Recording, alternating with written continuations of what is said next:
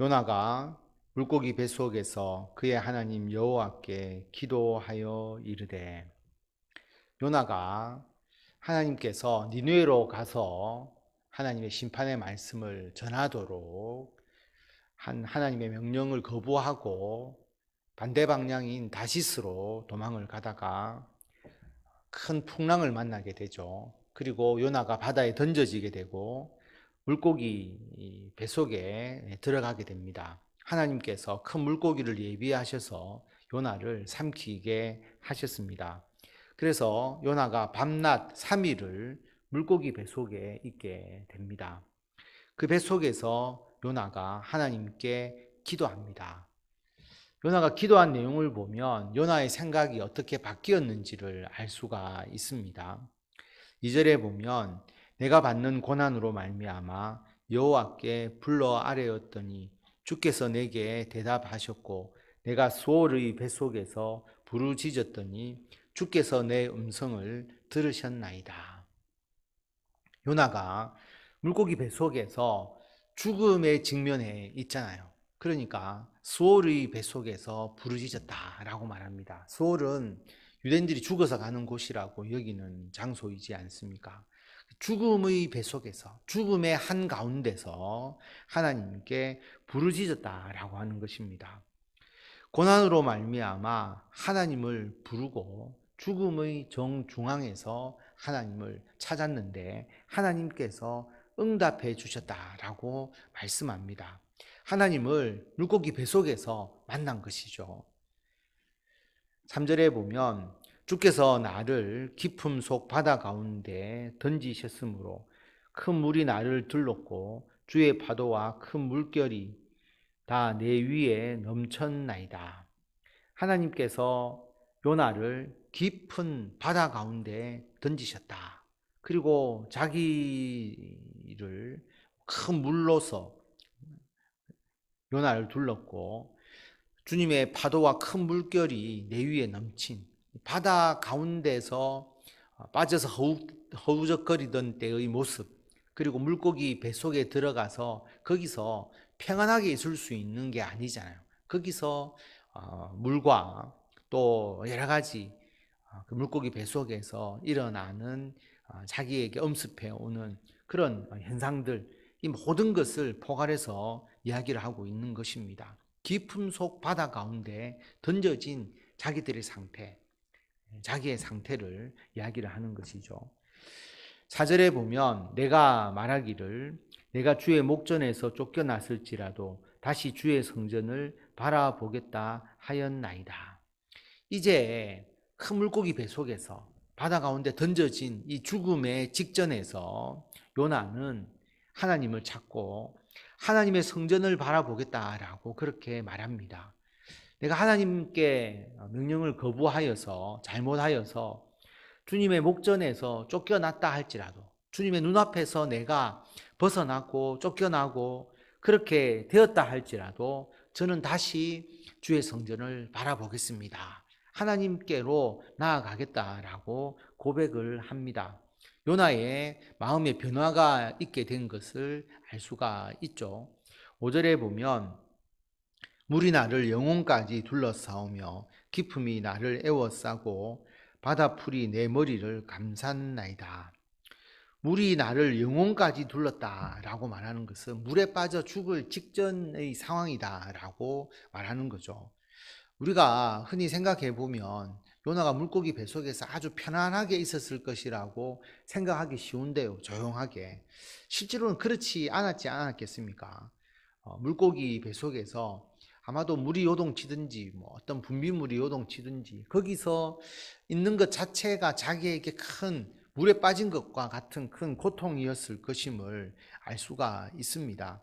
그래서 물이 나를 영혼까지 둘러싸았고 깊음이 나를 에워싸고 바다풀이 내 머리를 감쌌다. 물속에서 허우적대고 죽을 고비를 넘기고 있는 그런 요나의 모습들을 생생하게 표현하고 있습니다. 내가 산의 뿌리까지 내려갔사오며 땅이 그 빗장으로 나를 오랫도록 막았사오나 나의 하나님 여호와여 주께서 내 생명을 구덩이에서 건지셨나이다.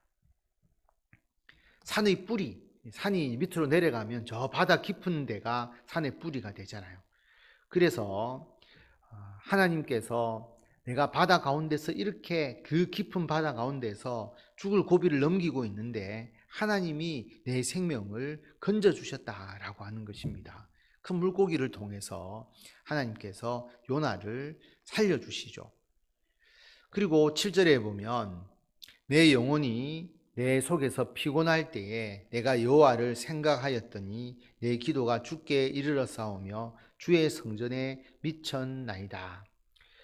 자신이 하나님을 생각하고 하나님께 간구한 겁니다. 죽음 앞에서 하나님을 찾을 수밖에 없고 하나님의 그 오묘한 그 섭리, 자신의 잘못된 행동을 막기 위해서 큰 폭풍우를 주시고 그리고 바다에 던져졌을 때에 큰 물고기를 예비해서 자기가 이토록 지금 하나님의 큰 손길 가운데 있다는 것을 깨달을 때에 하나님께 기도할 수밖에 없었고 그 기도를 통해서 하나님의 뜻에 순종하겠노라고 고백할 수밖에 없는 요나의 모습을 보게 되는 것입니다. 그래서 내가 하나님께 기도했고 주님께서 내 기도를 들어주셨다라고 그렇게 고백합니다. 8절에 보면 거짓되고 헛된 것을 숭상하는 모든 자는 자기에게 베푸신 은혜를 버렸사오나 나는 감사하는 목소리로 주께 제사를 드리며 나의 서원을 주께 갚겠나이다.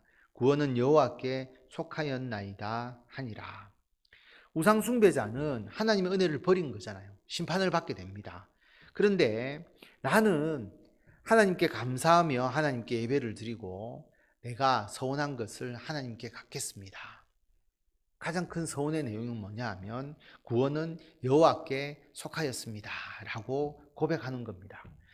지금까지 느느웨는 우리의 적국이니까 적의 나라에 내가 가서 그 나라에 하나님의 심판이 임하지 않도록 내가 왜 말씀을 전해야 되느냐, 멸망하도록 놔두고 싶다, 그렇게 해서 하나님의 명령을 거부하고 다른 방향으로 갔는데 구원은 하나님께 속한 것이다. 그래서 하나님의 뜻 안에서 모든 구원이 이루어지는 것이지 내가 그들을 구원하고 구원하지 않고를 판단할 수 없다는 것을 요나가 깨닫게 되는 것이죠. 그래서 하나님의 말씀에 순종해서 복음을 전하겠노라고, 주의 말씀을 전하겠노라고 고백하게 됩니다. 구원은 하나님께 속하였다라고 고백하게 되는 것이죠.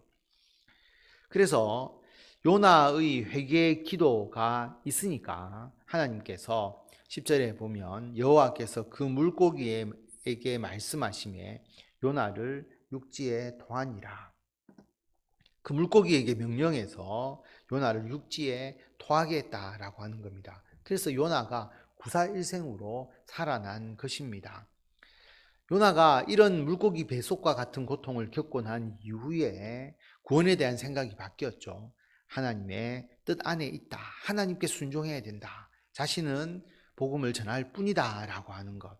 하나님의 말씀을 전하는 것이 자신의 사명임을 깨닫고 생각을 고치게 됩니다.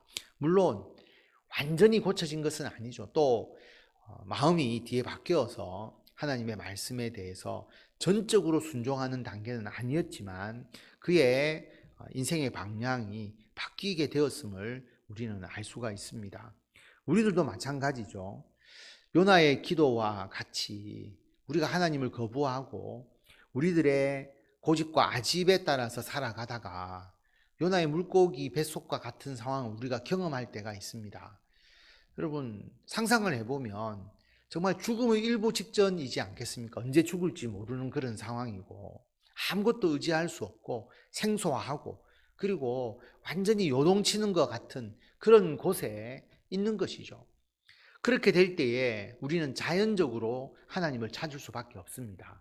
우리 하나님을 믿는 사람도 찾을 뿐만 아니라 하나님을 믿지 않는 사람들도 신의 존재에 대해서, 창조주의 존재에 대해서 막연하게 엎드려서 간절히 빌 수밖에 없지 않겠습니까? 그런 가운데서 하나님을 찾게 되고 하나님의 뜻을 깨닫게 되면서 인생의 방향이 변화하게 되는 것이죠. 그런데 요나처럼 하나님의 손길을 떠나서 엉뚱한 곳으로 가다가 거기서 붙잡혀서 물고기 뱃속과 같은 고난의 상황을 겪고서야 하나님을 찾아가는 것은 너무나 어리석은 일이지 않겠습니까? 이런 상황이 아니더라도 하나님은 우리들에게 말씀하시고 하나님의 뜻을 보여주시고 이 창조를 통해서도 이 세상 우주 만물을 통해서도 하나님의 존재를 깨달을 수 있도록 만들어 주셨는데 굳이 이런 고통을 겪을 필요가 없다라고 하는 겁니다. 하나님의 뜻에 순종하는 것이 너무나 중요하다라고 하는 것을 우리가 다시 한번 기억하고, 그러나 우리가 불순종해서 또 세상 사람들이 하나님의 뜻을 어기고 그들이 잘못된 길로 행할 때 하나님은 이런 방법을 통해서라도 하나님의 길로 인도해 주신다라고 하는 것입니다. 그래서 그 고통은 순간이잖아요. 폭풍우 맞아서 고통을 겪을 그 순간, 그리고 밤낮 3일 이 고통만 겪으면 하나님의 인도하심의 길을 걸어가는 거니까 내가 혹 그런 가운데 있다 할지라도 그 가운데서 더욱더 하나님께 기도하고 하나님의 뜻을 깨닫고 난 이후에 하나님께서 주시는 또 은총과 하나님의 사명과 하나님의 길을 잘 걸어가는, 그래서 오히려 이 고통이 우리들의 인생에 큰 하나님을 만나는 계기가 되는 그런 성도 여러분들이 다 되시기를 바랍니다.